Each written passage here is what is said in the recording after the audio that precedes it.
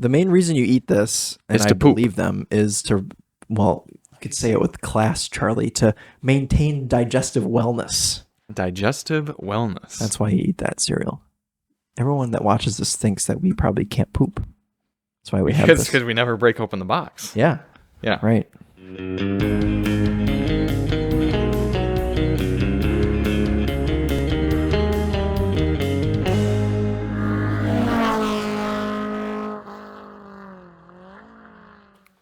Representing Downshift Media. That's right. Embarrassingly, have not seen my black Downshift hoodie in about 6 months. I don't know what happened to it. I think I left it at a hotel somewhere or in a car because it is gone. So this is technically Emily's. I'm surprised that you and Emily are able to fit in the same. Well, she likes hoodies to be like very oversized, and this is actually a little small on me. It's a medium. I like the maroon though. Me too. Good. There's a new one. There's like a blue one now that I've been meaning to text Matt and be like, hey. Well, maybe they can bring some to Mama. Oh yeah. I feel bad. I need to buy the next one. I was gonna say we could pay them money. I've gotten a lot of free. That's something I want to get around to this year is making DM merch because it's not super hard to do. Yeah, you can do like Tedward does and not even ever have to touch it. Yeah. You know. No, we could really make it happen. We should and just haven't. Because we just come in and film our Korean cars and leave. And that's Daily Motor. That's Daily Motor. Welcome to episode 61 of the Daily Motor Podcast. Jeez. Are we AARP yet? Yeah, we've been AARP. Yeah. Yeah, coming up to retirement here soon. 61, yeah. Yeah, start getting on Medicare and... Yep. Start to have cars like these. Is that what happens once you go on government healthcare assistance? Then you can get GT2 RS. These carbon seats just scream old person. It would have been cool if Porsche did a GT2 non-RS. Yeah, they used to. Yeah. 996 and 997. I think they were GT2s. Yeah, I think so too. Although I guess I don't really know what the point would be. I guess the point would be if you want one that's bonkers fast. Yeah, it would just be like but you don't care about corners. It'd be like a GT3 Touring versus a GT3 RS. Right. Yeah. I like the GT3. Yeah, me too. But I like the GT4 RS better. Really? Yes. I just prefer Caymans over 911s. Is that just because they drive better. You own a Cayman and not a 911? No, I just like Caymans better because they're a better configuration because they're mid-engined instead of rear-engined and they're a little smaller. A little bit more, what's the word? Intimate.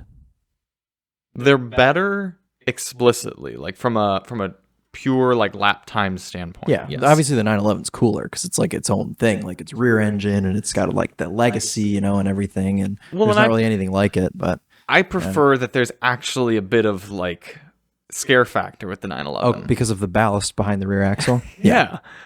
Whereas anyone could get on track and just flog a GT4 RS and be a superstar. Yeah. The GT3 requires you to actually a bit know what you're doing. Yes, it does. I like certainly does. No, I like that too. I just really, really, really, really like the GT4 RS. I'm glad you got the experience to drive it. Yes. Yeah. That car. I'll never forget that drive. That day was just. Oh, I've got a video going up on my channel on March 4th, I think, and then we also have one on Daily Motor. Actually, we have a couple because Charlie went and drove it on track. Oh yeah. Not jealous of that, but yes, we've got plenty of content on the GT4 RS, but such a good machine. Yeah. It was pretty good. I am curious how many people would watch this podcast if we just took naps during it. Are you sleepy? Did you sleep last night? I slept well. I got up. I only snoozed my alarm one time this morning, which is a record for recently. What time did you get up? 9:09, because my alarm went off at 9, and I snoozed it once, and I think it goes 9 minutes, and then it goes again, and I just got right up because I knew that I had to ship something this morning. I didn't want to get here late. Get up at the crack of 9. Yeah, I was up at 7:40. That would explain why you were able to share all of your footage with me this morning. Yeah, I usually get a good amount of administrative tasks done before we come into the office. Really? Yeah, breakfast. I do a good amount of administrative sleeping before I come in. What time did you go to bed? Are you asking when I laid down or when I got done scrolling Copart, eBay, Facebook Marketplace, and Craigslist? That one. I don't know, 2 a.m. Okay. Do you find Craigslist still worth scrolling? Yes. Why do you think people post on Craigslist instead of Facebook? Because do you actually think there's fewer degens at this point on Yes. Craigslist? Oh yeah, big time. Which is kind of weird I don't, because there's there like was no definitely degens. there was like an influx past Yeah. point at one point there because Craigslist was awful. Let me for a tell you while. why. Because Craigslist charges $5. $5. Facebook's free and Craigslist is $5 to post a car. You can still post some things for free on Craigslist, but if Yeah, you want to but post a car, it's $5 and it's worth it. I like going on Craigslist because the app actually works properly and it's consistent. It doesn't change every 3 hours Gaslight you. and gaslight me. So I like to go on there. You can filter, things with photos, cars by owner. You can filter. Everything's very nicely laid out, and you can very quickly and easily switch your location. You can have a bigger radius on Craigslist. It's just like it's nicer. It's nicer.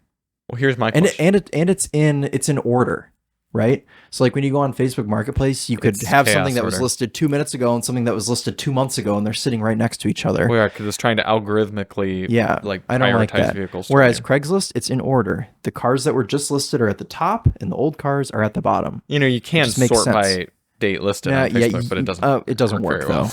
You can do it, but it doesn't work. It literally doesn't change. You can filter out dealerships. Guess what? You're still going to have dealerships in your search. You can filter by year. Guess what? You're still going to have newer cars than you want on your search. You can filter by price. Okay, well, everyone listed their car at 1, 2, 3, 4, and it doesn't matter. I've been seeing multiple listings recently that the price is 1, 2, 3, 4, 5, but then they put the price that they want in the description. Yeah. Why don't they just put the price on the price? You're It's literally pricing yourself out if you put like 1, 2, 3, 4, 5, 6, because then when people are filtering, it's gonna if they go less than $80,000, it's not gonna come up because it's coming up as a 6-figure car. Right. But then you're saying you only want 15 for it in the description. Facebook wouldn't let me put the real price. Okay. Here's my question for you then. You occasionally like to sell vehicles, which you have done this past week. Yeah. Did you put it on Craigslist? No, because I like to run the car on Facebook for a week first, and if it doesn't sell in the first week, then I'll throw it on Craigslist. Oh. But this car sold in less than a week, so I didn't have to put it on Craigslist. So do you think I should put Peggy on Craigslist? Oh, you didn't? That person flaked on you? I've been discussing with them for like 2 weeks at this point, and he wanted to come. Sounds like a hassle. And get it, and then he was like, actually, it seems like it has too many issues. And then I was like, bruh, it's a $2,000 car like this. I guarantee you, me being upfront about all these issues that it has is still going to be less issues than you'll have to find with a different car. Some other $2,000. Yeah, because you're not buying something for $2,000 in today's market that doesn't have a bunch of issues. Right. So I'm like, at least I'm telling you everything it's got. So like, you at least know where to start and what you're dealing with. And he was like, yeah, that's a good point. And then like hit me up like a week later and was like, all right, if you want to do 1,600, like I can do that. I'm like, great. And he's like, we can meet Saturday. And I was like, great. So like Thursday night, I'm like, what time? And then Friday night, I'm like, still want to meet tomorrow? And then Saturday morning, he was like, sorry, I got called into work. And I was like, okay, just let me know. Yeah, he's not buying your car. Yeah, so you could go Craigslist if you're willing to spend $5. It's a lot of money. I don't know where else. What I usually do actually is I'll post. So actually, a week prior to posting the car on Marketplace, I'll post it to my friends. Yeah. Has that ever worked? Yes. Is that how you sold this? That's Focus? No. Well, no, because they knew Patrick. No. This was a unique situation this time. But the car that I sold before this car, I did actually sell it without using anything. Or without like posting it publicly on Marketplace and without Craigslist. It just sold to like a friend of a friend that like shared my post, because I'll be like offering this car to friends and family before I sell it. Yeah. To the general public. So sometimes that works too. I have a question for you about used beater cars. Okay. And I'm curious, maybe this won't apply to you as much because you have so many cars, but I've been having this issue where we've had this Escape that I purchased, and then the green one. Yeah, and then I had the King Ranch. Right. And now I've got the big Blueberry. Yes. I develop an emotional attachment to all these cars. Oh, right. Yeah, including Peggy and everything. So when it comes time that it makes sense to try to cycle it through and get something else, I get sad. Yeah. Because I'm like, I don't want to. Yeah. I like it. Yeah. No, that's why I have so many cars. Okay. Because I develop emotional attachments to them. So that's why my first car never got replaced. And it just kind of snowballed from there. Okay. Well, I'm glad that I'm not alone then. You're not alone, but you actually break through it and sell them, and I don't. I mean, I only really have 3 cars that I'm emotionally attached to. So do you have any emotional attachment to the... Well, I think you have to have driven some of your cars to develop the emotion. You have to drive them and work on them, and you don't do either of those. So... Because, like, seriously, you have not driven or worked on the M Roadster. So you have not driven or worked on the S Class, and you have not driven... I have worked on the S Class. What, did you put a different grill on? Yes. And I removed the broken windows and detailed the whole thing. So that's a start. Yeah. That's a start. And then... I still have no emotional attachment to it, though. And then you have not driven or worked on smash it and I wouldn't the care. ML. So I hate the ML. If you did those, because that's where the bond develops. Yeah, see, I didn't care for the King Ranch at all until I drove it to Milan and back, and it broke down on me. But would make me want to kill it. I did at that moment, but then I mended it, and I was like, oh, you want to work, like you just kind of develop this bond. This is strange to me because I didn't think that you cared that much, because we've discussed prior that you're more of a driving enthusiast and I'm more of like a car enthusiast. Yeah, and I think that's why I don't care about a car that just kind of sits. Like the more that Peggy has sat, I'm like okay with it leaving. So, but then when I go drive her, I'm like, oh, this is really good. For me, the way that I get emotionally attached to cars is like through other aspects of my life, like what the car was there for. So like I'm attached to my Cobalt because it was my first car. It got me, like, I drove it through high school and like went to prom in it, and then, you know, like all those like memories that you have in the car, right? So that's why I'm attached to that. My Lexus was the first car I bought once I graduated high school, and it took me to, like, it's the car I drove to college. Like I packed it full of all my stuff, drove it to college, and I drove it for like the first 2 years.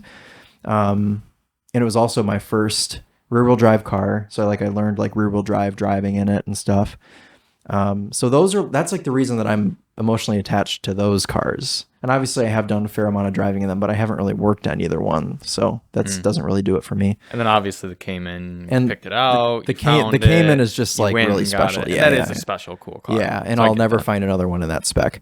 Whereas like the ML55, whatever. The S Class, whatever. And the M Roadster, whatever.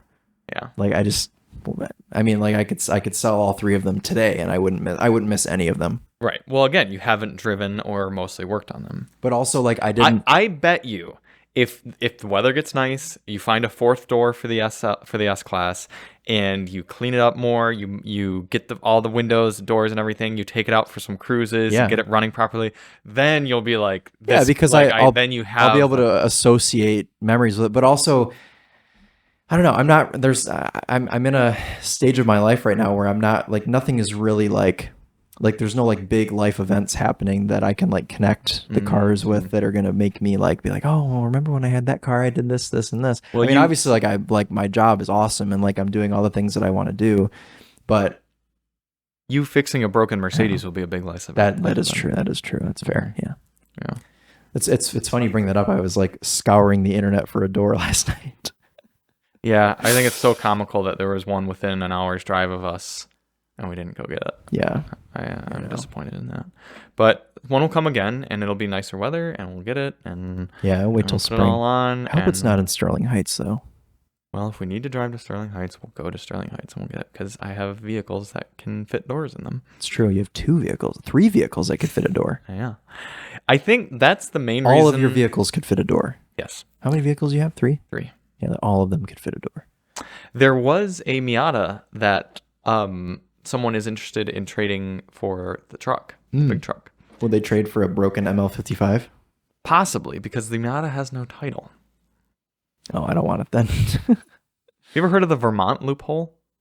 Yes, we learned about that in school. Really? Mm-hmm. Is it legal then? No. Oh, what's illegal about it? First of all, let's explain. Isn't it like somehow you can I don't know much about it. You can register a car in Vermont with no title? It's something about transferring. I don't know if it specifically goes to Vermont, but you can like what's called like you can like wash a title by transferring it to like multiple different states, and then it comes back clean. Okay. That might not have to do with Vermont though. No, I think there's a way that you can like if you have a bill of sale, Oh, and somehow you can get a title. You can get a title in Vermont. Oh, and then transfer the Title back to Michigan. Yeah. It's probably not legal. Well, it'd be legal. I mean, it's probably just a loophole. You're right. Yeah. Huh. So either way, there's this NA Miata, red NA Miata in Ohio. Maybe we're thinking of a different car. Is it the one that looks really nice for like $6,000? No, that guy, that's the one I offered him to trade the truck, and he said he would be interested, but he has a Tacoma already. That's this right. one is a woman in Ohio. She lost the title or it's stolen? Well, see, that's the thing. Usually you can judge that. You say, did you steal it from your ex-husband, or did you simply lose the title? I found an 88 Mercedes 560 SL last night on Facebook Marketplace for $4,000, which is about $16,000 less than it should be. And I was like, oh, wow, this actually looks like a pretty decent car. And I'm scrolling through the pictures, and it's like in the woods. It's like, it looks like a nice car, but it's kind of like in like looks like a sketchy area. And would you believe that it has no title? Oh, it's so strange. You'd think never it would just predict be, that. in the woods with the title. That's right. This is the Miata. So it's just a cute little red, MX-5 91. Looks nice. Yeah, not that bad a shape or anything. Leather steering wheel. Okay. Nice. Oh, it's missing the rear window. Yeah. Did you notice that? Yeah. There's also no photos of the side of it, which makes me think the rockers are probably rusty. So why is the first photo not loading? Probably because of Hanson's. Okay. Or someone.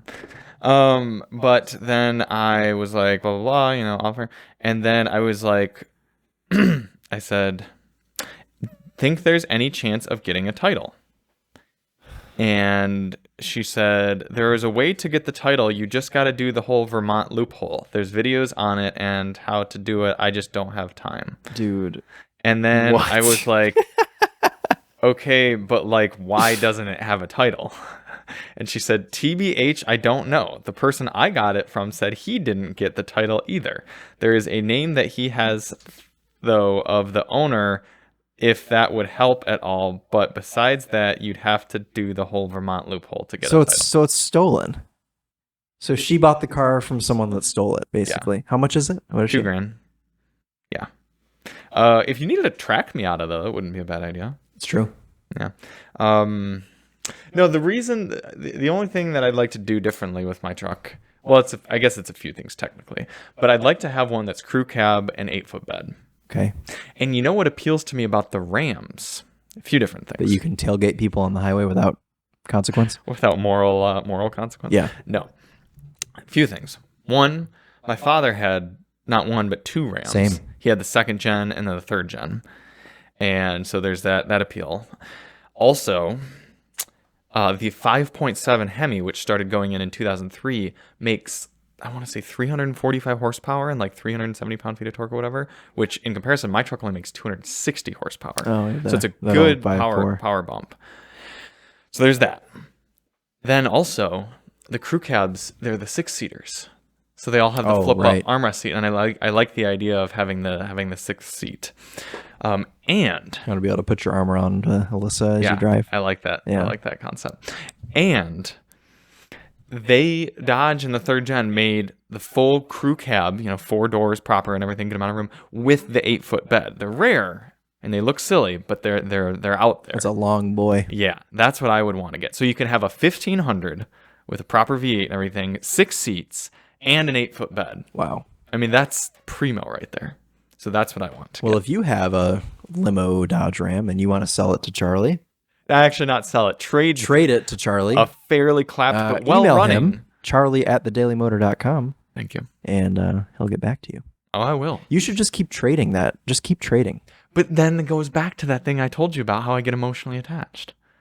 And because there is this guy with this Are you emotionally attached to your blue truck? Kind of, at this point. Yeah. Because it's cool, and it runs well, and I've just done things to it at this point. Okay. It's a known quantity also. I know what's broken, and I know what's fixed. True. It's a very simple truck, but I want more.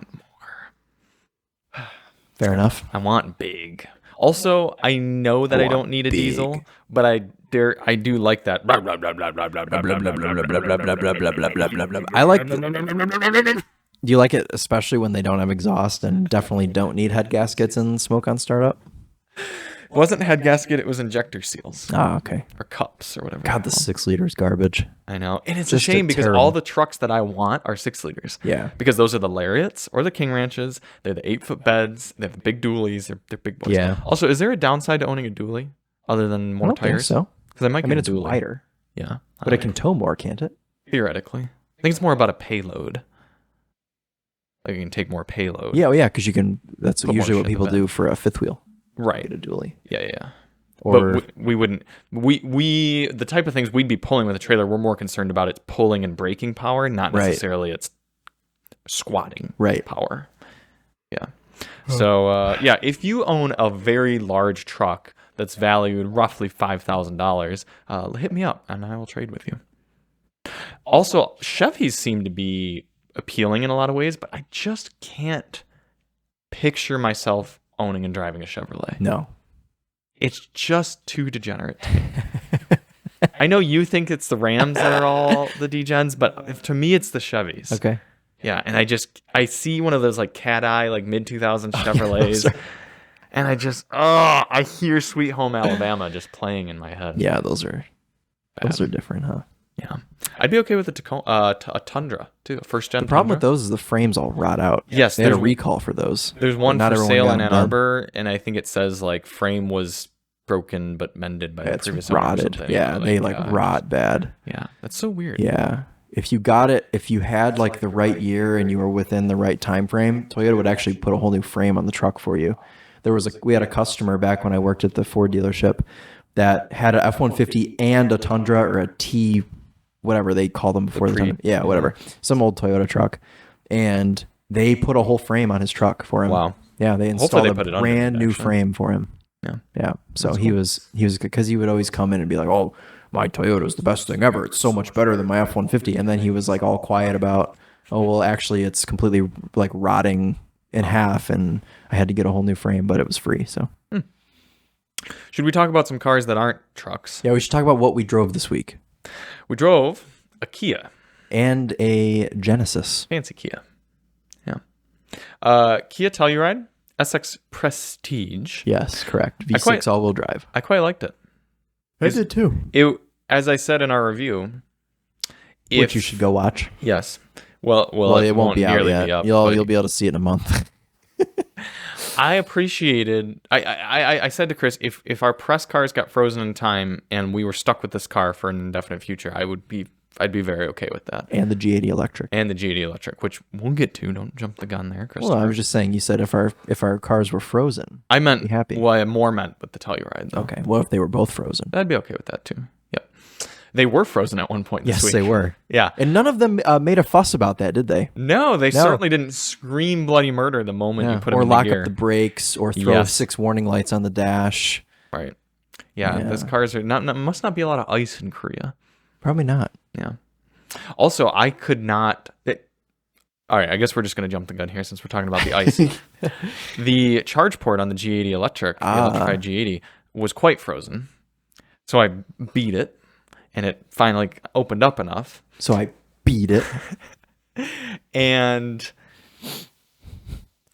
snow or ice had gotten in the charge port, so I couldn't charge the car for a while there. How could it have gotten in? I have no idea. I have a theory with that car. I think that it was wrecked and that the bumper's been off and repainted. Not wrecked bad, but enough to have to disassemble the front of the car, Yeah. put everything back. Because even the way that charge door opens, it doesn't feel right. No. And what kind of validates that is that if you look at the paint on the front bumper, it's a little bit orange peeled and it doesn't match perfectly. So I think There's no way it's it came been out of the done. factory Yeah, that yeah. way. So that could also explain why some ice got in, because it might not be perfectly sealed anymore, because they probably reused some parts. Sure. Yeah. Yeah, that makes sense. But the Probably Telluride, ask Joe if it's been wrecked. yeah, He would know. yeah, he'll probably tell me Yeah. at some point. The Telluride had a beautiful interior. It was almost a mahogany. That's what they called it, mahogany. Okay, yeah, Yeah, it's almost like a purpley, brick, like a brick color. Yeah, very nice. Kind of like this, but darker. A Well, little more reddish. yeah. Reddish brownish. Yeah. Yep. Less purpley, but some purple in like it. this kind of as Nissan well. Leaf. Yeah, combine those two colors, your sweatshirt and the Leaf, and that's Is this a new Leaf? Yeah, it is. yeah. Style Leaf. Yeah. Does the Leaf actually come in that color? Yeah, we had one. Remember? We had one in this color. No, the one we had was blue. Yeah, but before that, we had one in this exact color. Oh, really? Yes. Okay. You don't remember that? It was the first Leaf I drove. It was in Super vaguely. 21. Try to write off the Leafs that we get. Because we had the blue one and we had the red one right before it. Okay. If you scroll back in the Daily Motor videos, you'll find my review on it. And you can watch that one. That's right, my solo review of the Nissan Leaf. Back when our reviews were boring but accurate. Hey, my reviews were not boring. They are better now that you're in them, but... We discuss pornography and headliners. Yeah. Yeah, make sure you check out the EQS AMG review if you want to learn about dashboard pictures, moaning, and pornography. Yep. All giving you, we're bringing the stuff that no other channel does. You have to do that today. You have to be unique. Because you can't simply be another white guy behind a camera or in front of a camera talking about how much horsepower and what fuel economy a car gets and who its competitors are and how it's priced. And you can't just drink 2 gin and tonics, put a camera on the windshield and just talk a bunch of nonsense for 30 minutes. Go like this. Right. Yeah. This just doesn't work. No, you have to differentiate yourself, and that's why we review sound systems and talk about pornography. And do fuel economy tests. And shoot from the passenger seat. And make podcasts talking about Copart and Allbrand. Yeah. Yeah, Allbrand, they came through. Though we only have until June 7th to eat this. So I think what we'll probably do is make the bread. Oh, right? Because that'll be probably the best thing. I'll take this and have Emily make the banana nut bread with let's open it first, though, and eat it raw here on the channel. Okay. Yeah, on the podcast. Let's do that in like May. Yeah. Okay. And then we'll use the rest. Because how much of it do you actually need here? Oh, you only use a cup. Yeah, there's definitely more than a cup in here, right? Yes. Why don't we... So we could eat it dry, but we could also bring some milk. Mm-hmm. Yeah, I'm down with that. And eat it in a bowl. Yeah.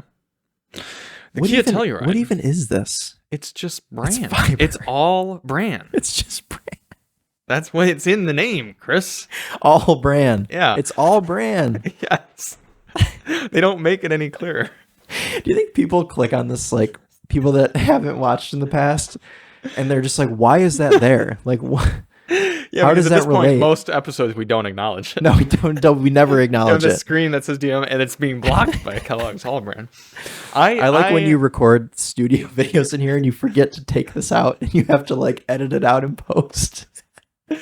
Anyways, I'm just waiting for the day that a Kellogg's employee stumbles upon our video. Like, God willing, in 3 years, we have like hundreds of thousands of listeners and watchers, and they click and they're like, "Is that Allbrand cereal?" Yeah. Yeah, and then they like send a company-wide email. Hey, did anyone talk to Daily Motor about like promoting Allbrand? And then we get a cease and desist letter because we've talked about something inappropriate with Allbrand right here, and then they don't want that, and we have to take it away. Yeah. Well, then we'll hit up who's Kellogg's competitor? Post. Well, yes, Post Cocoa Krispies or General Mills. Yeah, I'd rather have Post because I want Cocoa. No, sorry, Cocoa Pebbles. Cocoa Krispies is General Mills. Okay. Cocoa Krispies is General Mills. Cocoa Pebbles is Post.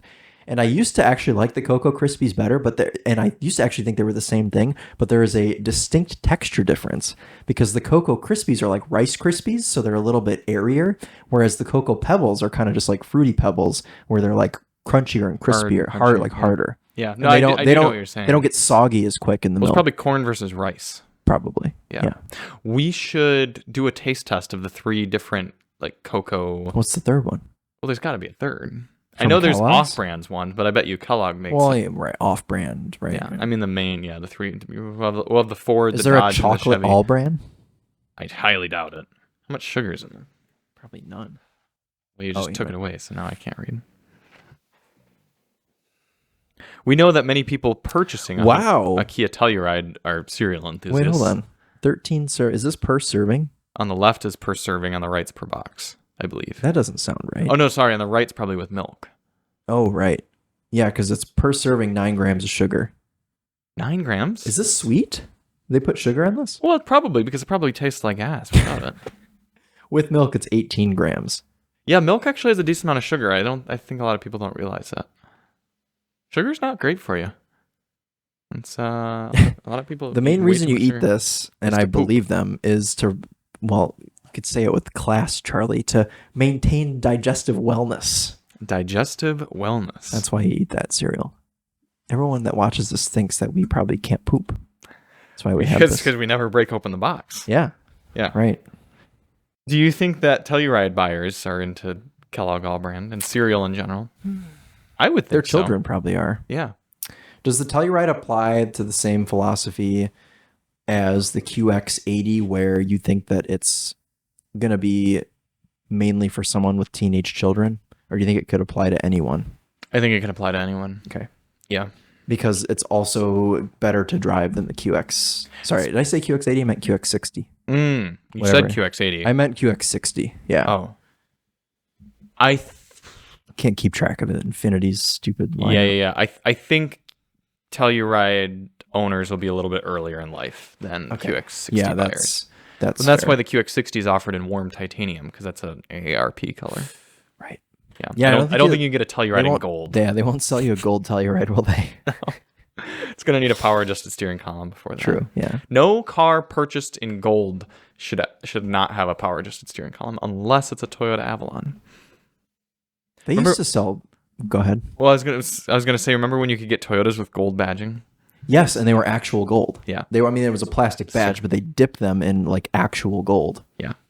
It was an option. That's pretty cool. Lexus and Toyota both did that in the late 90s, early 2000s. I like when Japanese brands do silly things, because they're such a silly, like they do it in such a silly. American brands do silly things in a dumb way. Yeah. German brands do silly things in a too calculated way. And Japanese brands, or Asian brands in general, do like silly things in a very silly way. Yeah. And it's kind of fun because you just don't expect it. Why don't they do that anymore?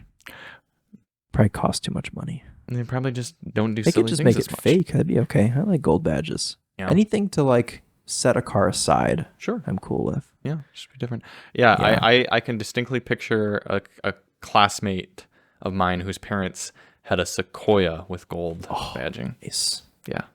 Yep.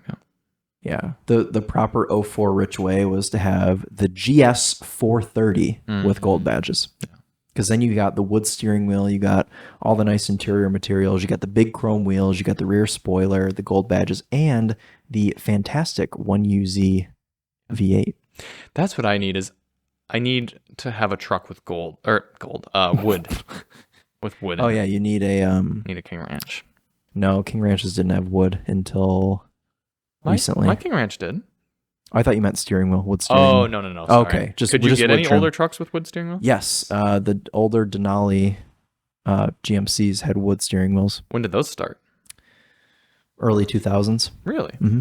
So I could find a Denali Escalades 1500 something or other Sierra with a wood steering wheel. Yeah, but it was more so. Also the Lincoln Blackwood that had a wood steering wheel. Those are very rare though. Yeah, because that's basically a Navigator with a truck bed. But the Navigators, every Navigator had a wood steering wheel. Every single one. That's smart. In the early 2000s, all of them had wood steering wheels. Same with Escalades. I believe every Escalade had a wood steering wheel as well. I'm surprised as a young buck you know all this detailed information about early 2000s I cars. love early 2000s cars. Yeah, I love it. Yeah. Because it reminds me of playing Midnight Club Dub Edition on my PS2. Yeah. Dude, that was the first game that I ever stayed up past 3 in the morning playing. Did you just glitch? Yeah, I think I glitched a little bit there.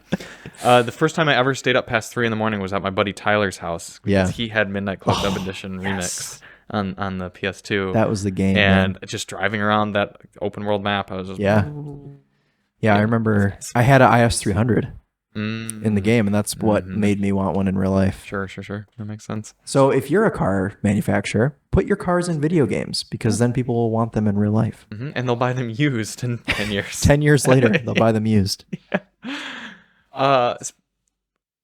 Slightly off topic. I sold my GoPro Hero 10. Did you? Where? Facebook Marketplace. And you didn't get robbed this time. I didn't. Did I get robbed before? Yeah, when you sold the phone, you got robbed. Yep. Oh no, some gentleman came to my house in what I believe was a manual transmission Honda CR-V. Like a first. Why do you think it was manual? Because I think when he was pulling into my driveway, I remember like the way Okay. And getting up the So that was kind of cool. Why did you trust him enough to come to your house? Lazy. I'm not going to leave my house to go sell a thing. What's he going to do? Come inside and murder my family? People have done less crazy things. Well, I have his Facebook information. Okay, Could be all fake. Possible. As was the gentleman who robbed me on Facebook Marketplace. Do you... But that was at a McDonald's. Anyway, do you appreciate the Facebook Marketplace listings that are... their Facebook profile names are like... D's nuts. Or, or like Jamie, fuck with me, Mike, or something like that. Jamie, get this money, Smith. Yeah. Yeah. Yeah, those are. I think we should good. do that to our Facebook profile. Should we? Yeah. Or, like they'll make Chris, they'll make themselves mysterious, like they'll have like a Tyler. bandana up. Tyler, don't got time for your shit, Hankins. Or don't look at me the wrong way. It's always like something like, I'm trying to think of a... Yeah. I think it must be freeing to be able to go through life like that. Yes. To just not care. A thing such as making a Facebook profile, you think, I will just treat this with no reverence to like societal decorum and just do whatever I want. I have this car. I'm going to put this modification on it that just makes it look horrid, but I don't care what other people think. Like, it just must be an easy way to go through life. There's a guy in the Porsche Cayman group that I'm in, which is slowly becoming more degenerate. It's very disappointing. When I bought my Cayman, I joined bet the it. 911 group isn't degenerate. Probably not. Well, the Cayman group isn't degenerate. It's just kind of they're starting to seep in. It's like a LaCroix of degeneracy. Yeah. So when I joined in that group, it was great. Only old people. I was like the youngest person in the group. And that was in 2019. But now there's like some people that are, okay, they're starting to get like base Caymans that are like really gross. And there's this one guy in there that loves his car very much and respect for, taking pride in your car and everything. But it's the most hideous Cayman I've ever seen. It's bright green. It's like lime green. It's been resprayed. And it has like your style of like truck flares on it. Oh. And he didn't put spacers. Oh. And it's got this big like GT4. It's a 987, and it's got like a big GT4 style spoiler, and it's got like aftermarket lights, and it's just really, really, really bad. And he always posts in there, and he's dressed in all his Gucci and everything, and he's standing by it, and he's like, "Look at my car," and it's like, okay, whatever, man. Just it's your money, but geez. Yeesh. So I don't know. So the Kia Telluride, sound systems B. Driving's great. I would love to spend time in any of the first two rows. The third row is a bit cramped for adults. I didn't even sit back there. It's also manual. You have to pull it up yourself. Whereas in the Palisade, I don't think you have to. Okay. Wasn't it I think it's in the power Palisade? in the Palisade. Calligraphy, at least. Calligraphy, right? How much was that Palisade calligraphy? Like 53. Okay, so 54, same price. Roughly the same. Yeah. And I bet you could go to a dealer and get the Palisade for cheaper than the Telluride right now. Probably. Yeah, you can't really get Telluride still. No. They're probably less, like they're cheaper than they were 6 months ago, as everything is, but. Right. Yeah. Good car. Just doesn't look as good as the pre-facelift. Agreed. The pre-LCI. It's been life cycle impulsed for the worse. The other car we had this week is the electrified G80 from Genesis. Yeah, which we've talked about a little bit already. Yes. This was a car that was green. Yes. Slightly green, mostly gray. It's green. It's a good example of a car that my initial impressions were a bit trepidatious. Same. I was like, okay, the normal G80 is really good, but this one's got some weirdness to it.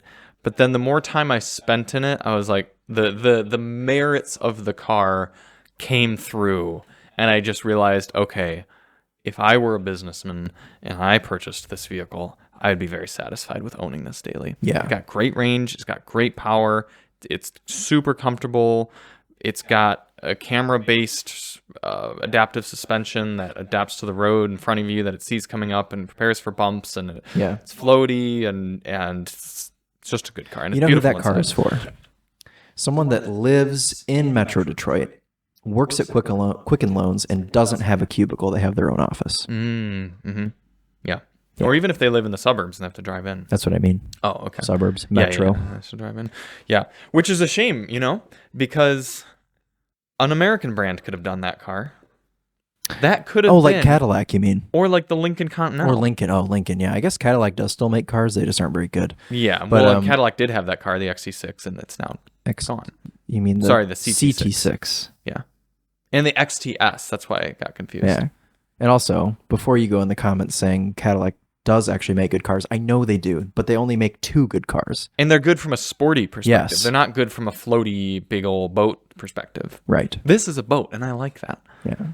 There are people who want car boats. I've gone on the Cadillac tangent before, so we won't do that today. Yeah, go back to the previous episodes of the Daily Motor Podcast to find that. We won't link it to you because we're lazy. Yeah, you can just go find it yourself if you're worried Someone about in the comments can do that. Someone will know where it's at. Yeah. But I recognize that boats aren't for everyone. But they're for me. Yeah, some people do like them, and it's important to have them. And the G80 is a nice boat. And not only that, but The steering's too heavy. The steering is too heavy, right? Yeah. There are advantages to having a sedan in an electric form, and that is they're quite aerodynamic. And so when you go on the highway and you cruise at 70, you see a much less dramatic loss of your range in a sedan like this. Whereas something like a GV60 or anything larger, that's a large vehicle, like a crossover. Right. Yeah, you might have an EPA range of 250, but you're only going to get 200 or so on the highway at speed. Whereas this car got nearly its EPA rating on the highway, which is quite good. And they've made the car specifically for Charlie because it has a nerd menu in the climate control. Would you like to tell them that? Because I don't know what it is. Yes, you can press a little EV button in the climate control menu, and you are greeted with 2 electric vehicle specific options. One, having the HVAC blow only on the driver so as to save from heating or cooling the rest of the seats that are being used. And 2, you can toggle the electric heater on or off, because sometimes you might want to blow air on you but not waste electricity by generating heat. And if you're someone like me who wants to geek out about your range, you have that. If you're someone like Chris who couldn't be bothered and simply wants to be heated or cooled to the exact temperature that is listed, you can have that. I didn't even notice that it was there. So yeah, we swapped midweek. And Charlie's like, oh, yes, did you see this menu? And I was like, no. Didn't notice it. And even if I did know it was there, I would not have touched it. So there you go. Yeah. But yeah, that's why there's 2 works of us. out for works. Yeah, exactly. Mm-hmm. If we had the same you find very small dents in doors, and I find nerdy little electric menus. That's right. We work well together. Mm-hmm. We need to do a cheap car challenge. We really do. We really should do that this year. We say that every year, but this year we really should do it. Mm-hmm. Remind you that I have something to tell you off air, by the way, about that. It's something I don't want being. Oh, okay, it's not a big deal. Yeah, it's just I can assume what it is. Okay. Good car, electrified G80. Oh yeah. Besides the seating position and the steering feel, but otherwise it's very good. Yes, Genesis. We have some recommendations to you. Make the seat go lower. Seat needs to go lower. I don't care how you do it. Get it lower.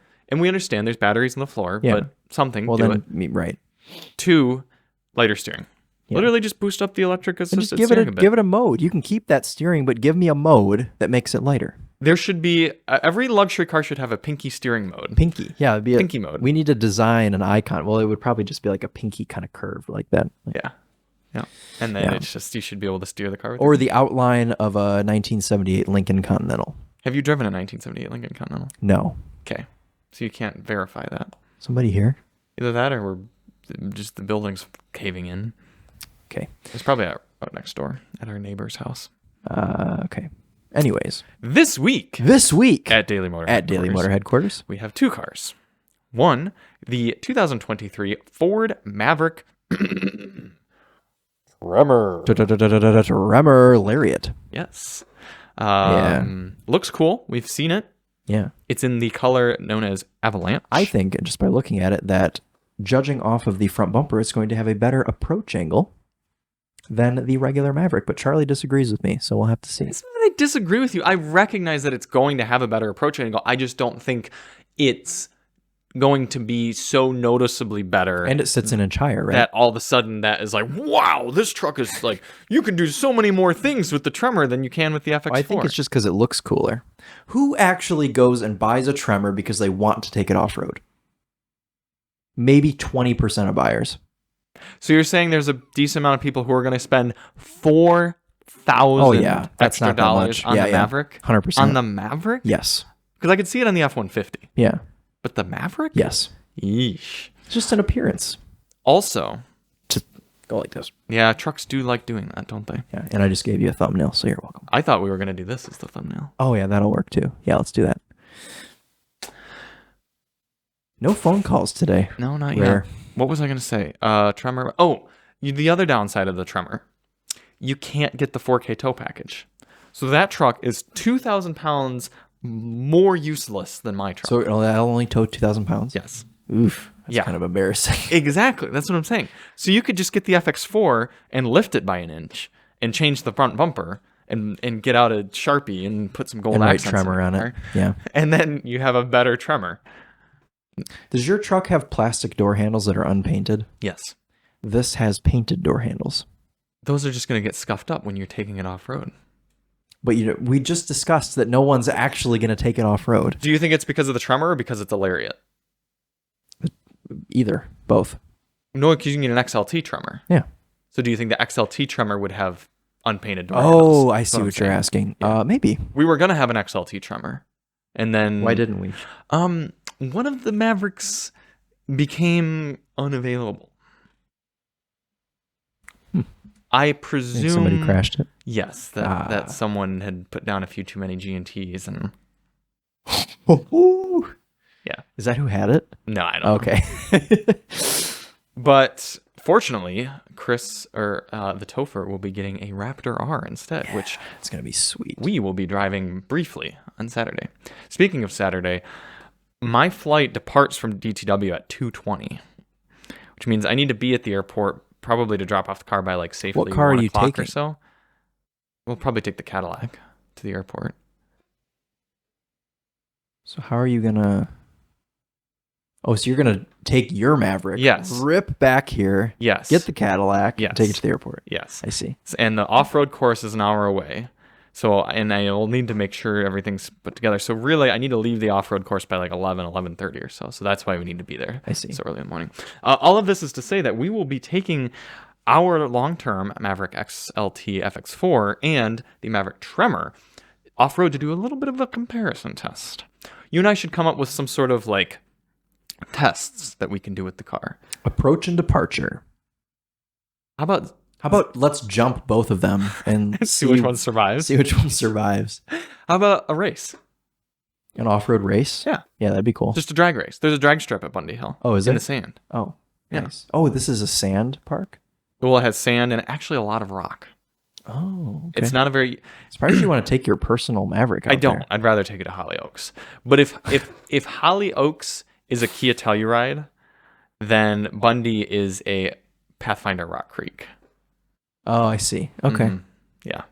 Well, I'm not going to have any of my personal cars out there, so whatever. Right. God, I think the building is disintegrating. Yeah, I think we're about to be caved in upon. Do you think we'd get YouTube famous if we got buried in rubble during Only our if- podcast? Only if it came from right here, though, because you have to see it on camera. If it happened over somewhere else, then no. Then darn it. Well, hopefully it caves in right here. Over Bam Margera's Murcielago. I'm still mad that you stole that picture out of my office. I'm taking it back. You can't even see it on camera. You can see the headlight. Yeah. I'm going to replace it with the Lorenzer S-Class. I guess there's nothing I See can if do. anyone notices. Yeah. It would be fun to play like a Where's Waldo with our podcast each week to change a subtle thing about the set and Just like, see what who did we notices. change this week? Like, oh, Charlie they moved swapped the cars around, Prius actually. and the Taycan. Yeah. Well, Charlie swapped the Town and Country and the GT2 RS. Mm-hmm. He wanted you to see his racing stripes. Yeah. If no one pays me at least $1,500 for Peggy, We're going to I make a should replica of this I should car. just do a dub edition. Yeah, we put up PlayStation. Oh, the B-Rail just went off, Charles. Oh, no, that means I missed yesterday's B-Reel. You did? Mm-hmm.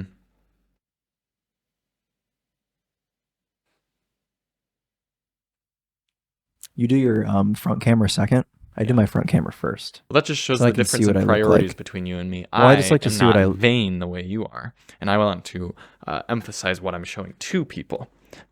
I just want to make sure I don't look scary on my people. Anyways, I sent you a Snapchat yesterday in the afternoon, and you seem to have received it. I did. I was like getting 11:30 ready for PM. bed at 11:30, and I get a Snapchat from Charlie, and I'm like, "This is strange. Charlie's usually asleep by now, or like Which I was. gone."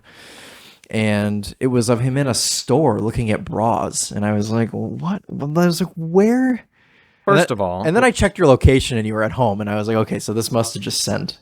First of all, it was at Target. I thought you'd recognize that. I know I couldn't tell where you were at. Because Emily recognized it immediately. Oh, did she? Okay. Yeah. And second of all, they weren't bras, they were bathing suits. Oh, okay. And she also recognized that. Chris saw store bra, Emily saw Target bathing suits. So that's why I sent it to Emily. Shows that too, Emily, so that right? She would know. Shows that she knows her. Yeah. No. Her target. For those of you who are Alyssa enthusiasts, which I don't think we have too many more Alyssa enthusiasts that listen to the channel. When Alyssa was doing live drives and reviews regularly, we had a good amount of Alyssa enthusiasts. But we were shopping for bathing suits for her for our trip this week, which was a laborious task. I don't think I've ever purchased a bathing suit for myself. Maybe I have one time, and it was at Walmart on the way down. There you go. To North Carolina, and I literally walked up, looked for 10 seconds, and grabbed one and left. That's how men purchase bathing suits. Yeah. Women, there are admittedly an overwhelming supply of bathing suits at Target, and none of them look good. And they're either like granny panties or they're for whores. And you have to go in and try on 50 different combinations between the two. And then you end up leaving with one that That's you true go, because you can, I guess I'll take this one. You can combine, can different. Oh yeah, that just adds and then a there's whole... one pieces and two pieces, and it's What'd you go with? We narrowed it down to two. One that was a little bit more. It was like a single color, very similar color to the interior of the Telluride. And then there was another one that was a little bit more floral, and we ended up going with that one. It was a little bit more like standard bathing suity, and I think it'll work out well. But also, it was $50 for the set. Jeez, at Target for just this flimsy bit of material. I feel like I paid $5 for my last one. Yeah. Is that one of those things in society where I still have it too? Women are making life difficult for other women, or is it men making life difficult for women with the purchasing of bathing suits? You know, because everyone complains like, well, I think women probably design them. I don't think men design them. Okay. So you think women are? Yeah. All right. Probably, right? So women, stop making but I'm sure there's suits for I'm women sure there's like be men. $50. There obviously men have some part in it because I'm sure there's men in the company and men that market them and men that price them and men that put them in stores. I don't know. I'm just saying. Everyone makes everyone else's life harder for everyone. Thank you, Chris. Yeah, you're for welcome. Being the great equalizer. Yeah.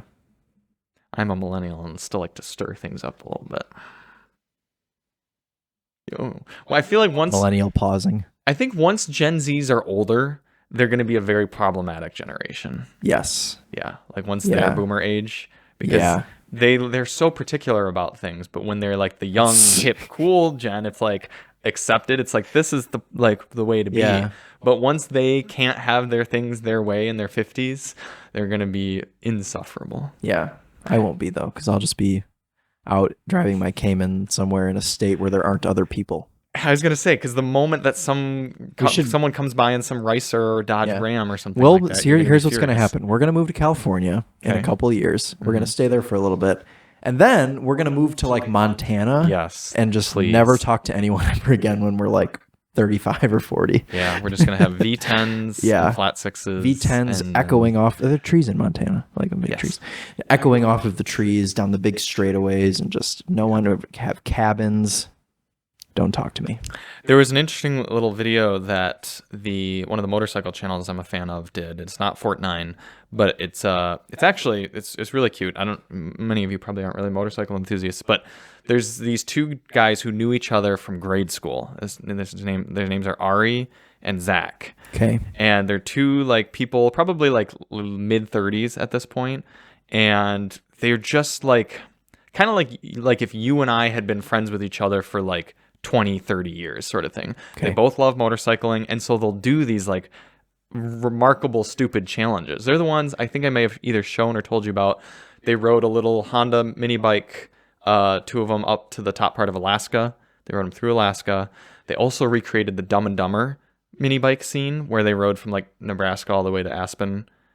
So they did that together. And they do these like absurd things, but they just like love doing ridiculous videos, and they're well produced and everything like that. So this one they did recently, they got two old motorcycles, a Honda and a Yamaha, and they went to the state with the fewest paved roads in the country. Can you guess what it is? Nebraska. No. Montana. No, but close. Wyoming. Yes.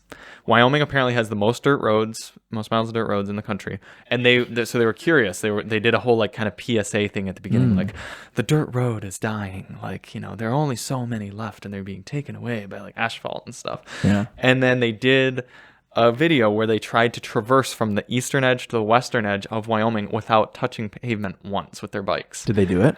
They did. Wow. But A lot of planning probably went into that. well, not as much planning as should have, because the two main things were an issue. One, there would be a map and it would look like this should be a road, but they'd come to it and it would be like blocked off by a gate. It would be like a private property. Right. But the maps were still showing them as roads, so they'd have to backtrack a lot. And anytime they were going to cross like a paved road, they carried their bikes. Oh. Yeah, and these are like 300-pound motorcycles, so they're like two guys like carrying the bikes. They literally did not let the tires touch asphalt for the entire state. Wow, very cool. And one of them broke down at one point. The closest Sounds like a fun video. What was is a it? fun I want to video. watch it. What's their channel called? Revzilla. Look up Revzilla Wyoming. We'll probably get it for you. They're part of a like a motorcycle sales like parts company. 500 miles across Wyoming. 75 Honda XL 350 versus 1969 Yamaha DT1. Yeah. Oh my God, there's a photo of them carrying their bikes. Yeah. That's fun. And they put out like full like It's got feature-length 800,000 views in 3 weeks. Yeah, they're a big channel. They're big, probably the biggest I'm going to motorcycle screenshot channel. this so I don't forget to watch it. The Alaska one is even better, but that one is good too. We should do thing. Well, if we got 800,000 views in 3 weeks, then it'd be more worth doing them. But I know. yeah, We need to. we'll get there. We'll do our cheap car challenge. Trying to backtrack to where we actually had a point. We have to talk about the Oh yeah, the Maverick Tremor Maverick Tremor. sucks. Next one, no, it'll be fine. Cadillac CT4 premium luxury all-wheel drive with Super Cruise. And if you think there's an echo in this room, there is. There is, but that's probably. also Chris. It's also just me. What color is the car? Do you actually? Yeah, I think it's silver. Yeah, gross. or blue, like light blue. So. Okay. This was a car that I was hoping to actually use for taking up north, because then I could just let it drive the whole way. But won't be doing that. Yeah, because you're going to Florida instead. Yes, You thought you hated Florida. I do. That's why we're getting on a boat and leaving Florida after we get there. Yeah, right. But it's all just kind of Florida, though. When you go on a cruise, it's like you leave Florida and then you just go to a bunch of little mini Floridas. I'm sure the Hondurans would resent that statement, but okay. Well, to be fair, I didn't know where you were going. I don't know. Honduras. And Mexico. Oh, okay. Yeah. Does that mean you're just going to drink 17 pina coladas on the beach? I will likely get belligerently drunk one of the nights. How many nights is it? 5? It's a lot of nights. 7 nights. This is big for Charlie, everyone. He doesn't usually do things like this. What, go for away extended periods of time? It is longer. Spend a lot of money. It is longer to be away than we wanted to. You're really going for 7 days. And 8 because we have to get there the night before. What am I going to do? Wait, hold on. You're leaving Saturday, but then you get back on a Sunday? Okay, we'll be fine then. Never We mind. do have to record a podcast this Friday because I'll be gone next Monday. Oh, that's fine. Yeah, that's fine. I figured it would be. Yes. Can we do it at night? Sure. Cool. Can I have drinks? Yes. It'll be a special Daily Motor at Night podcast. Tune in next week for episode 62 of the Daily Motor podcast. I'll make Chris pick me up at my house. Am I doing anything Friday? Oh, yeah, that's right. I'm driving. Well, then that means I can't. Let's have Emily drive us both. Yes, but if you having some drinks will be It's like one White beer. Claw. And then be like, Okay, that's about fine. enough for me. What was I going to do? I was going to check my calendar. Me, I'll be Doing like this week. 17 Labatt Blues, and I'll be good to go. I did a very Charlie thing. What, you last had month. 3 beers? No, it's a cost thing. Oh. So I subscribed to Apple TV Plus or whatever. It was like a free trial. Okay. Because Emily, at Christmas time, Emily wanted to watch Charlie Brown Christmas. And the good. only place I could find it was for free, was to do a free trial of Apple TV Premium or Plus or whatever. It's like That's very $7 Charlie a month. of you. But they give you a 3-month trial or a 2-month trial. But if you don't cancel it, it renews automatically. So I put in my calendar cancel Apple TV. Very smart. And I did it yesterday. I did it a day early. Nice. Very good. But I was like, Charlie would be very proud of me for doing this and getting 2 months of Apple TV. You know what's funny though? I never used it once. I watched the Charlie Brown thing, and I like. You never have time. You're busy editing videos. So. I had a very Charlie cost-saving experience recently. I may have told you that I have decided to move away from Adobe Premiere Pro. Yes. Because first of all, it charges you $50 a month. Yeah. Now all your graphics don't look as good. They don't look as good, you think? You don't like them as much? Oh no, are you offended by that? No, I'm not offended. I'm just taking the feedback. You don't think it looks as good? I think the only reason that I'm thinking that is because the font is different, and I don't like change. I think the font's actually the same. It's just smaller. Are you talking about when the car spec comes up? Maybe I watched one of Ben's or Peter's videos or something. But okay. Is it when the car specs come up? Okay. I'll check it out because there are many different options that I can use. I just have been lazy. Anyways, though. But anyway, away from it also is an abusive software that likes to freeze and cancel. It's been better lately. What is it called? No. I'm talking Premiere. Oh, Premiere. Oh, yeah. I haven't really had any issues with Premiere. Premiere's been better lately, but still, I would still have this issue with Premiere where I always had to export my audio separately. You always had that problem. I don't know what it was with that, because wasn't it a computer thing? But it's actually 3 of my different computers have done it. So maybe it's a Windows bug. I don't know. But anyway, all of that is to say, I went to cancel Premiere Pro, my Premiere Pro subscription yesterday or 2 days ago or whatever, and I was gonna give a big FU to Adobe. And so right when I was like, cancel this crap, they were like, "We'll give you 2 months free," and I was like, "Okay, sure." So I'm still not using Premiere Pro, but I have it. But you have it for free. Yeah, for another 2 months. So just see how many times I can cancel, go to cancel. Yeah, they're hoping that you'll be like, "Oh man, I actually don't want to get rid of it." It's such an abusive relationship. It is. The other software that I've paid for now, first of all, is free. Why do you pay for it then if it's free? Well, if you use the free version, you can't do lens correction, and that's kind of a thing that's sort of important. Oh. But even to pay for it is a one-time $300 charge, and then that's it. You have it for life. So versus $50 a month for Premiere Pro. I feel like they're charging me $58 a month at this point. They probably are. I think it is something more like that. I used to pay $18 or $19 a month for Premiere. Now it's tripled in price. You know what you could possibly do to get it much cheaper? And I know this is too much work for you, so you're not going to do Probably it. is. But I think if you signed up with Emily's Umish EDU account, you could probably get like 4 years at half price. That's a good point. Yeah. I don't think I'll do that. If she would allow you to do that. that would make It's not like she uses Adobe, so you could just create an account with her email. I love the way that like something that I would do versus something that I would not take the time to do. Yeah. Well, it's just like if you were to say to me like, "Hey Charlie, you could probably get that door ding removed from your car, or that paint corrected for like really cheap." I'd be like, "Yeah, whatever. I'm not going to." Yeah. And that's why and that's Daily Motor. Yeah, 100%. Paris and Nicole. I think we will not like this Cadillac. Oh yeah, no, I know we're not gonna like it because we just had the Genesis G80, which is what a luxury car should be. This Cadillac's not gonna be a luxury car; it's gonna be a sports sedan. But it isn't, because it's a 2-liter turbo that's gonna whine and it's gonna be like a BMW 330i, but worse in every way. Yes, and probably costs just as much. And probably costs the same, probably more, because it has Super Cruise. Yeah, Super Cruise is fantastic when you're on one of the highways that you can use it. That's right. Whereas the Genesis, you can simply turn on in the active lane keeping, going anywhere down you want. 35 Though mile I found that it kind of acts drunk now. I feel like the Genesis system isn't as good as Kia.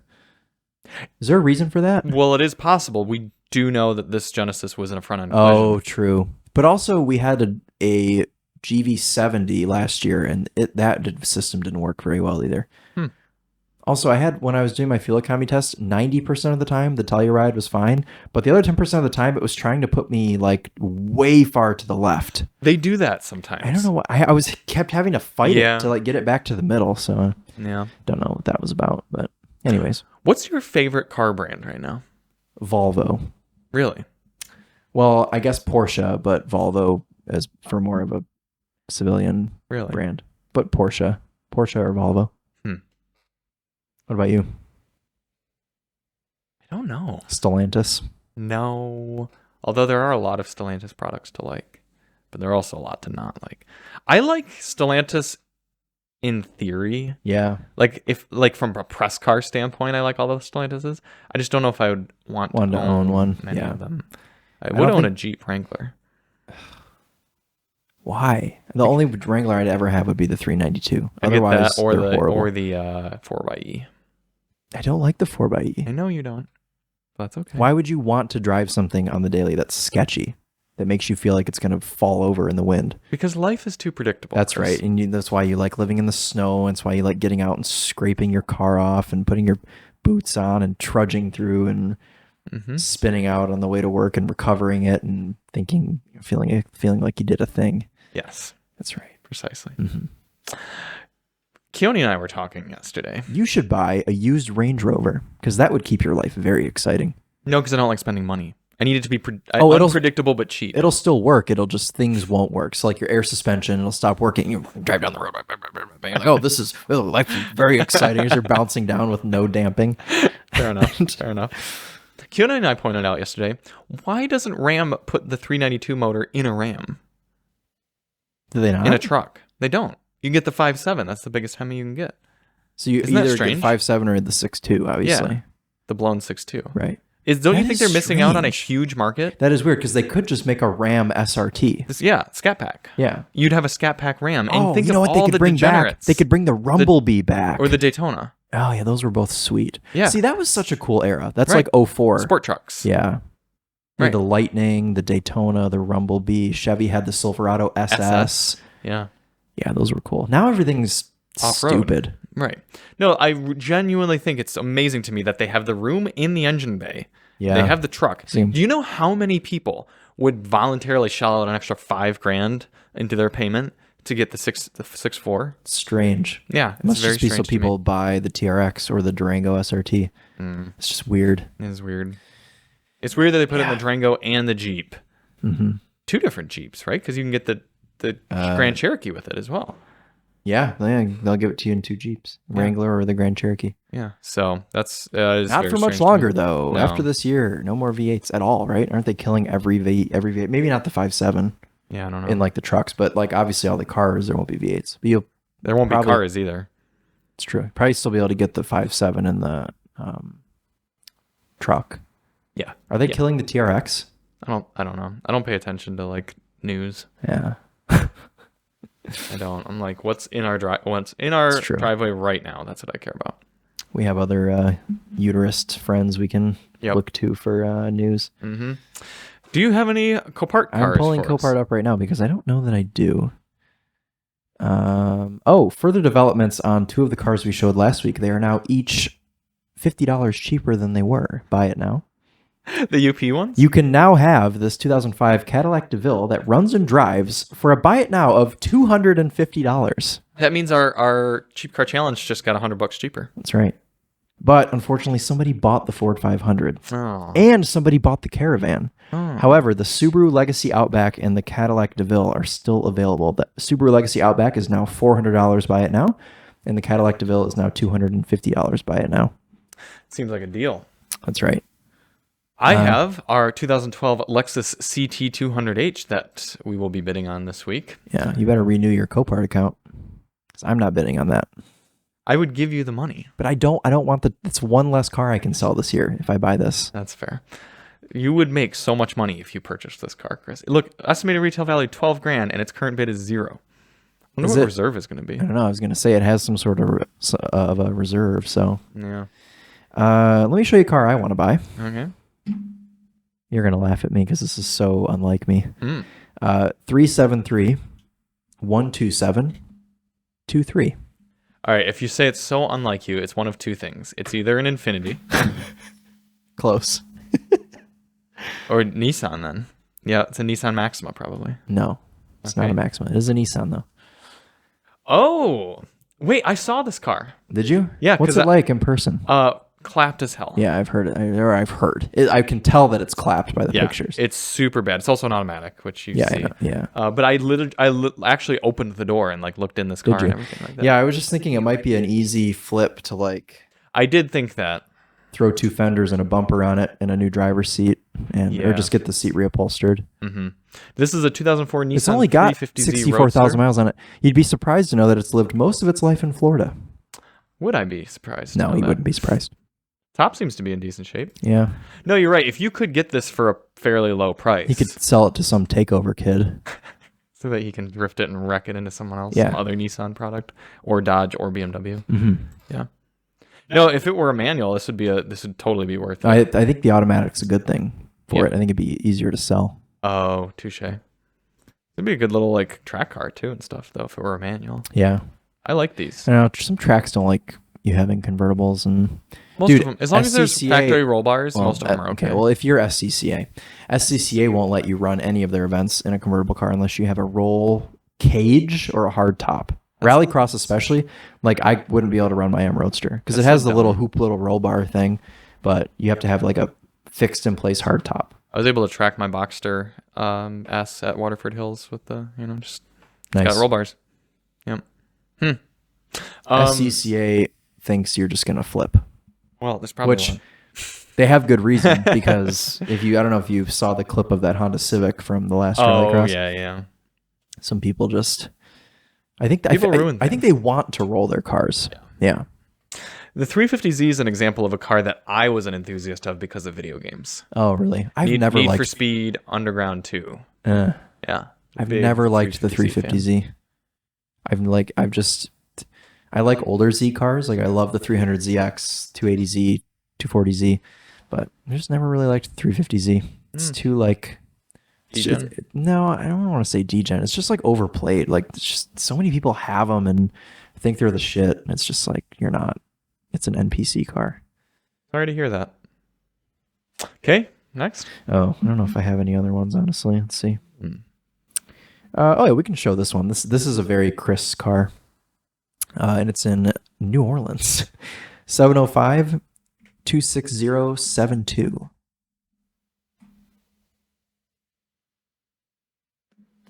This is a 1982 Mercedes-Benz 300 CDT. This has a buy it now of $850, and I want it because the set of wheels that it's sitting on is worth about $1,500. Honestly, the interior looks pretty good shape too. Yeah, those are AMG Penta wheels, unless they're reps, but I doubt they're reps just because they look so old. Yeah. They're probably real, and if that's a real set of Penta wheels, they're worth anywhere from $1,500 to $2,000. Really? That. Yeah. One of them's a little gross. There's one of them is like super stained from probably a caliper that was locked up. It's like brown. Do you think you can make any money off the interior bits? Probably. It's really good shape. You could probably part it out. The only thing with this car is logistically getting it from New Orleans is, if you pay Copart to ship it, it's like $2,000. Well, we just go down with my F-250 and pull it back. Okay.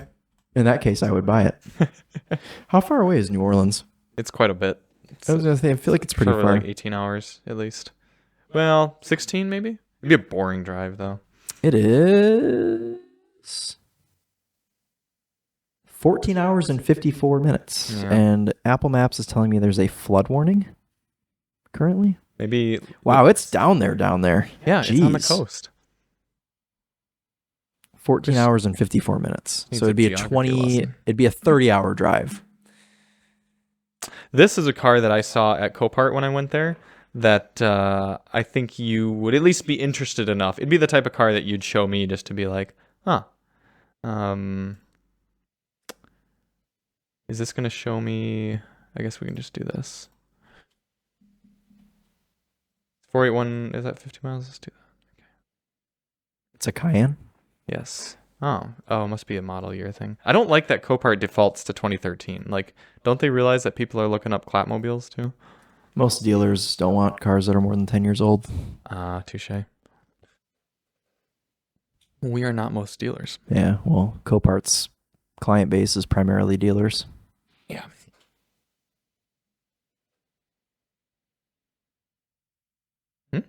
I don't use the search function ever, really. What I would do is I would go to Michigan Lansing, I'd search all cars, and then I'd filter it by Porsche. Okay. So this is Michigan Lansing. And then click view sale list. View sale list. Oh, search chart. Search inventory. Yeah, whatever. Okay. And then go to make and hit Porsche. There's probably only like 2 or 3. Yeah. Porsche 1. This is a 2011 Porsche Cayenne Turbo. Oh, yeah. Run and drive. Looks like minor a flood dent scratches. Is it a flood car? I don't think so. Oh. I think it had I think it was a little bit of damage in the front. It looks musty. Look at the back of it. Is it crashed in the back too? No, it's not. So. Go to that. Oh, Oh, see, the airbags have been off, but Okay, it then. doesn't look like a lot of damage. You know what I mean? I know that it is probably a good amount of damage, like labor wise and everything. sensors and all sorts Yeah, of things. but you could Airbags. probably drive this car as it is, fix the interior, and like I'm just saying, I know. to have a Cayenne turbo. Yeah, that'd be cool. Yeah, I like it. It's a cool car. I thought you'd appreciate that. It was Yeah, I like and the interior's in good shape. and Sport everything. seats. Yeah, look at all those seat adjustments down there. It's a good amount. Oh wow. 1, 2, yeah. 3, 4, 5, 6. Yeah, quite a lot. And here it is running. No engine lights or anything. Chassis system failure. That is. I was gonna say the suspension's collapsed, so Yeah. it could just go into a failure mode when the airbags go off, though. Yeah. That's kind of ground it. Right. All right. Well, thank you all so much for tuning in and listening. Chris and I are hungry. Yeah. Eating enthusiasts. So We're gonna not go burp and sniffle today. We're starving and burping, hungry burp. Yep. We'll be back at you next week. Actually, well, we will be, but we'll record it this week. Unfortunately, we'll not be able to tell you about how the Maverick Tremor did off-road because that will be done the day 2 weeks. 2 weeks to find out about that. We will get to tell you how drab the CT4 is, and We'll be able to tell you street impressions about the Maverick. Tremor. Yeah. Yeah. Yep. Yeah, because we should do some comparison on-road as well of those two. Yeah, we trucks. should. Yeah. Yep. And we'll see you on the next one. We are Paris and Nicole with Daily Motor, and as always, Simple life on. thank you.